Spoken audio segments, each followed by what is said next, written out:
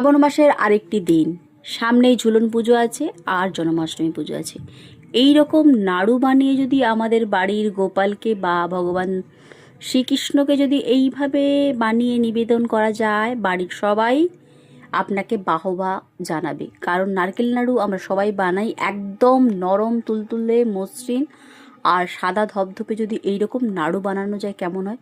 আর এটা কিন্তু আমি দেখেছি আমার ঠাকুমার কাছে, ঠাকুমা বানাতো একদম সাদা ধপধপে। ঠাকুমার মতো করে চেষ্টা করেছি সাদা ধপধপে নাড়ু বানানোর, বাড়িতে প্রায় আমি বানিয়ে থাকি, সেটাই আপনাদের সামনে আজ তুলে ধরলাম। চিনি দিয়ে কিভাবে বানাতে হয়, কতটা পাক দিতে হয় সেটাই তুলে ধরবো। তাহলে চলুন দেরি না করে শুরু করা যাক আজকের আয়োজন। ভগবান শ্রীকৃষ্ণের জন্য বানাবো চিনি দিয়ে নাড়ু।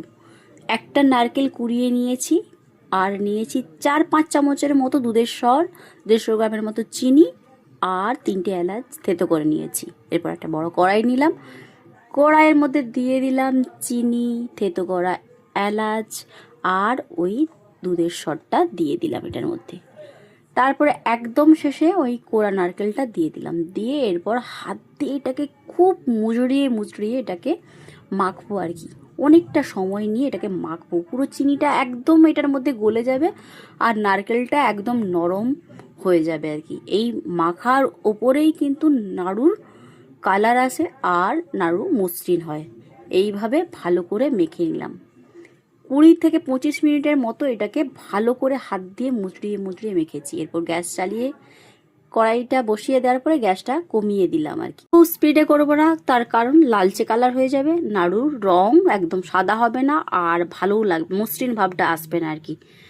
এটা অনেকটা সময় নিয়ে এটা করতে হবে আর কি। এরপর দেখুন রসটা সব শুকিয়ে গেছে, এরপর একটা আঠালো আঠালো ভাব হয়েছে, একটু আঠা আঠা ভাব থাকবে। তারপর এটাকে নামিয়ে একটু ঠান্ডা করে নেব, তারপরে এটাকে শেপ দেবো আর কি, নাড়ু শেপ দেবো।